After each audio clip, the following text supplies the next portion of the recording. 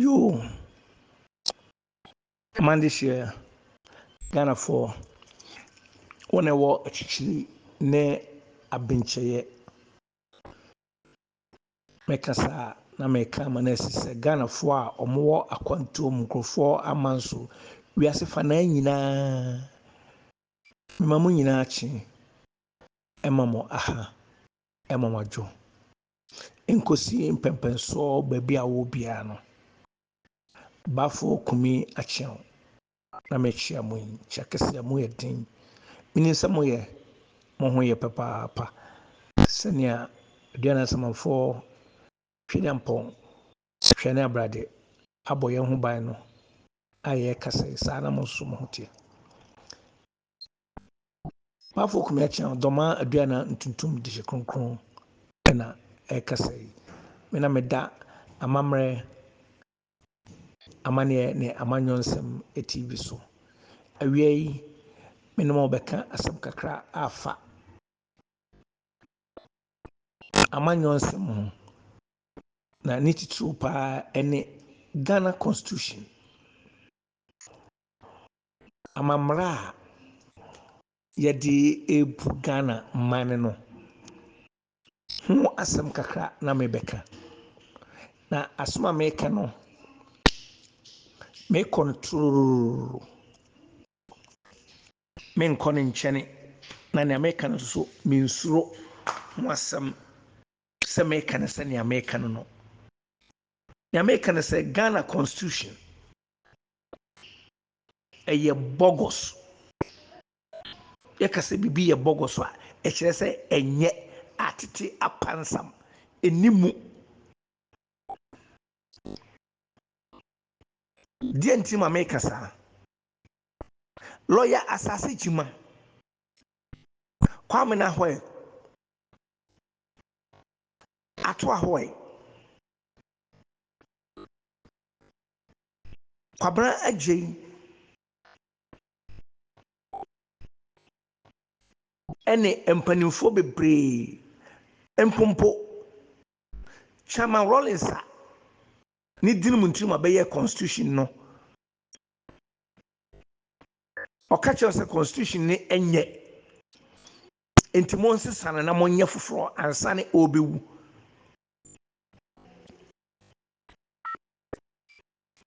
lawyer asase jima beka kire mo se constitution ni enye nyentia enye ne se ade na Rawlings tiso no a bebe constitution no na beye bibia ebe boa no ama ntiase aye adwuma ne watiase ne yakoye kabumami kabi amamuo eni nti ne ma beye constitution no nti niema beye no mu nyina no na beye ne se beye a ye be dada no ama na atiase ne wasifom na soja abane no afiso Kwame na ho ebeka se Rawlings de na onim bibibia be committee nkura ne oye ne se beka ne edemane ne nkoso beba no ne alupre asem kwa ne o cheke Rawlings no aba abonten beka se constitution no obetena akire na hu se constitution no amoa Ghana emama wu a yewu bebrebe ni nyinara free Ghana constitution no intersection law 111 our constitution no kura ma kwan se Ghana ma benkum mamma no ne be ma benfa bamma no ajapade kohwe Ghana constitution no sese ba ewa oware bamma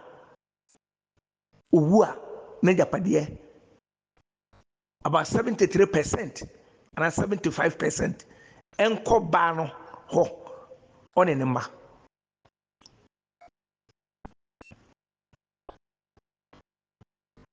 na sene ma metiase a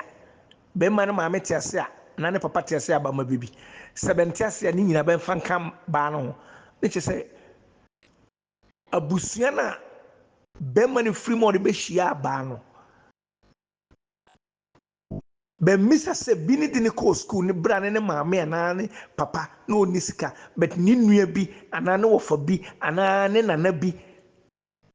ana ne soa bi ne fa ne de ne ko school hwane betima ka chen se okọ class 1 de ana da be wo no da ne no ware ne yire otuna abusuan fie do abusuan asase so da abusuan danim kosi se okọ school a nyame ya wadoma obekọ school pon a wo de be hia wo yire nti se okọ be se school fie aduonu ansa na wo be panina ni na no tie abusuan fie na abusuan ne hwewo na wo hia ba bia ase di ntima se ne wafiri mu a se wagya pade ba no ne mma be chefa abra wunua ma wunua mama wonam fofo wabusua obi enya wo so mfaso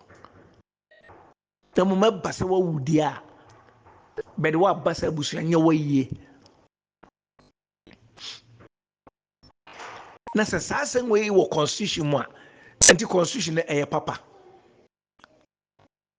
na mpanyifo se wusi dan na se ahyase na enya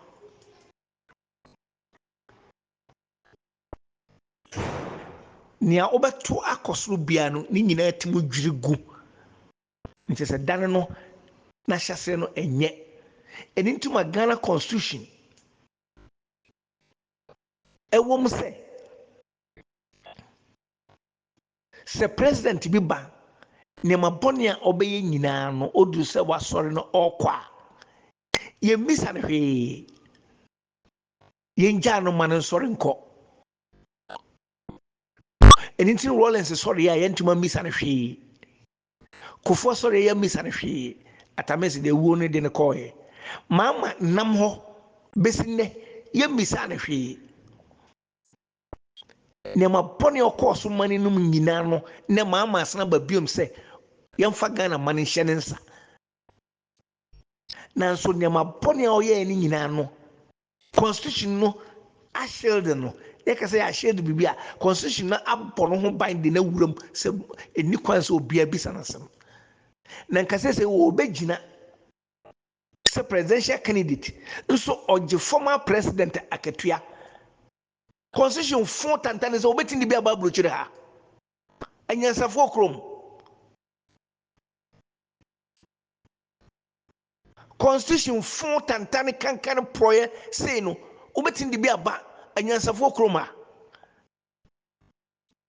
so we a former president nti obi ntua woka Ghana mani ntua woka ka obedem na babia obetena mfie na bia bensesa no mawo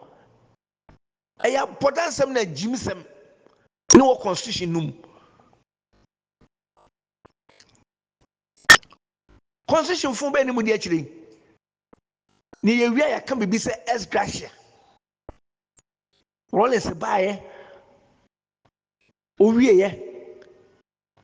ya hwe na manadua na di amana atare bibia ka obedem obeyusu kofo the same thing atamesi le nyame fa ne kranse ye onya ne ba bi koye mama waji mama ji on ne yire ene ne aid ne spokesperson when you tua wonka constitution fun tantan be ni say ye di akire na me say parliament nipa 275 mu akrachefo Babako University we be lawyers enam krono a ewo constitution no ma eboa wo munti omonye omaje so mbeto constitution we atwene na omaye constitution foforo ne nema fon dada na ewo mu na enoa no mosane ye fon bi ka ho anya constitution fon a enka Jachi question obi a watra parliament 4 years na ebeka be say 3 months amana afiri ho a constitution de na court akoyi na afiri anya constitution ne yefo a na mo ye bi eka ho a foundation na ye de constitution no enye na ye bi gu so a enka jachi question asen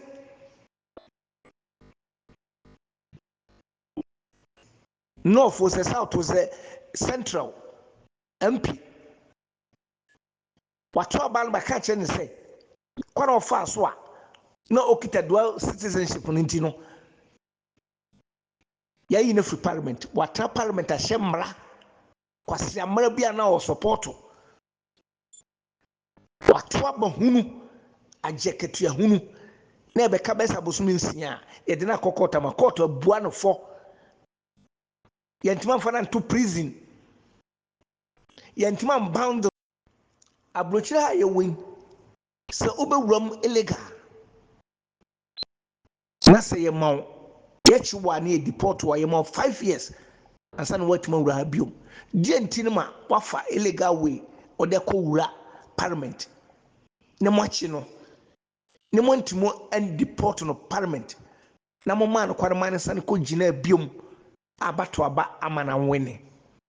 ba to aba amana wene awia mai criminal case wom ntino e sebedi na semase so no adwane constitution no fun na montontwene constitution no bibia won bia ye tantantane enti mrana mo hye no wo parliament nne no mo de egu bibi fin so foundation na enye so nti ama mo mrana mo ye no nyina no enye hwenka multi parliament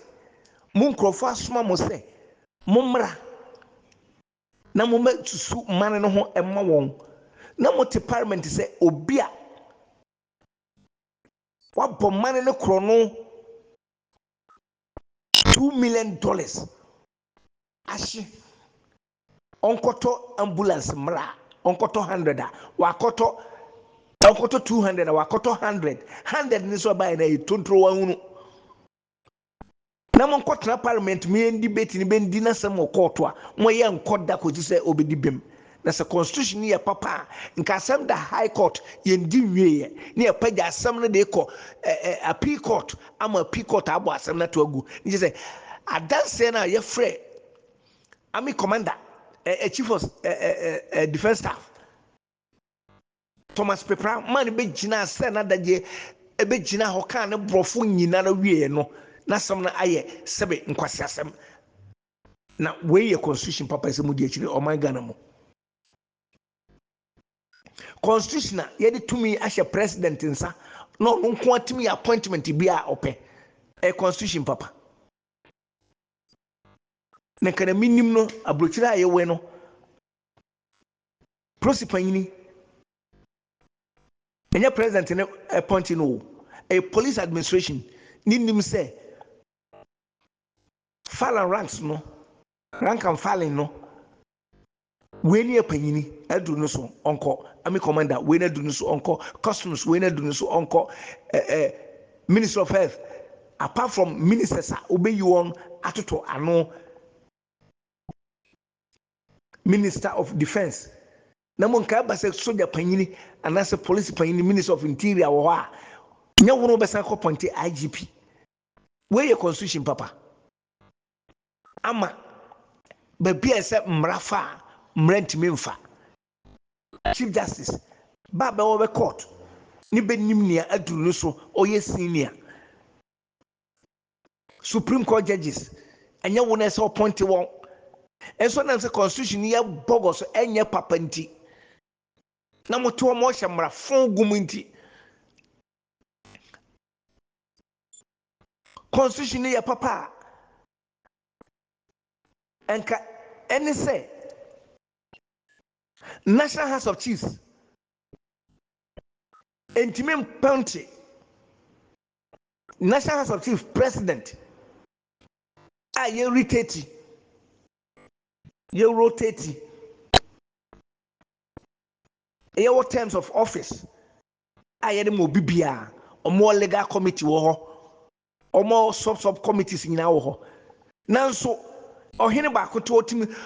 ko tra kokro akoso ekobo manhene abrab president of National House of Chiefs otimi mo manhene we constitution papa we constitution papa what chieftaincy affairs minister anye chieftaincy affairs minister pone all pointy manhene na mo manhene bi a ono seven predecessor na manfo nyina bebe pense onye hene efiri nana penso na se tu ababi na se tu a odikan ene konfa no che penso be ye to ho no ne bebe nyina ba tia se onye be panyini na oye be nyina be manhene be chief overlord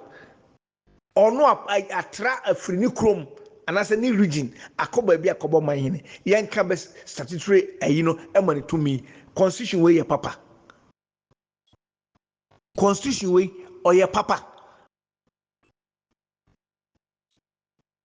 obi kita nkuro miensa kwara nipa adoso um dia ese nyamanyene ne etisansem we ho agige so e wo man Ghana mu Ghana constitution enyo ton amosesa no na munyi na obebre emfrim na masundwe emra maninum constitution your point to be say as a minister say omeye minister declaration of access no constitution no makwane say kataso mieso maye fa metudwa hu say wo babani no majapade say no wo na momunu sa assemba ho a afeni ye kofa abie we constitution papa nka before you point to say we a minister we no what japade nyinara wo no wiasa so wa council nyina e say o de bedagwa eduru say ya fa ya yiwadi no wo kwa anase 4 years term no so na bare no foforo change a obia be declare na japade a onya ye e kan na ne owo hodada ho and it's a way constitution waiting my head declaration of access it's a constitution papa na moto wanda bia da mo sesika yes constitution etim makwan say yankoji modified genetic food emra maninum abraye won sase eda ho aye betimo adua no bai amana buso planting for food and job omo ye omo je so omo ye no hwennua na ebuso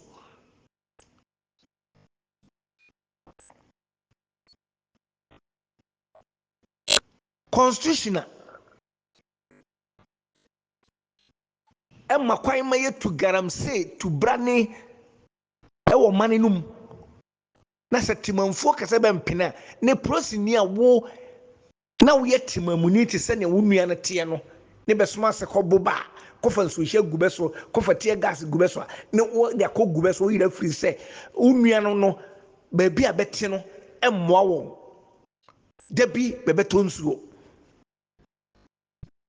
constitution emma kwane yechi China ni a ne agina ho kase se wo ye bibi ya ye kopelo a ye maw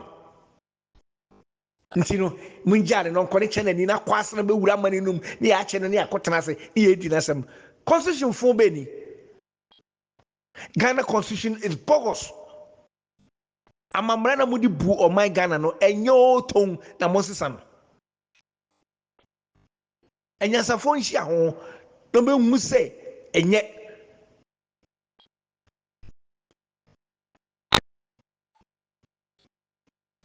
ba folk me achen doma aduana tuntum de hikonkron se constitution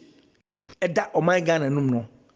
se mo asesa no a minim se etokoso se ya dabi sabi soja bani bi a obetena se obenya tam aka ne efritia akositia no behu se mosisien oba betu abane na agu Sabre mon ka se me hye nkom de to ho se nefo ne na abu ani aguso a nkora na be wo so dem a be ba no da bi bene mo wode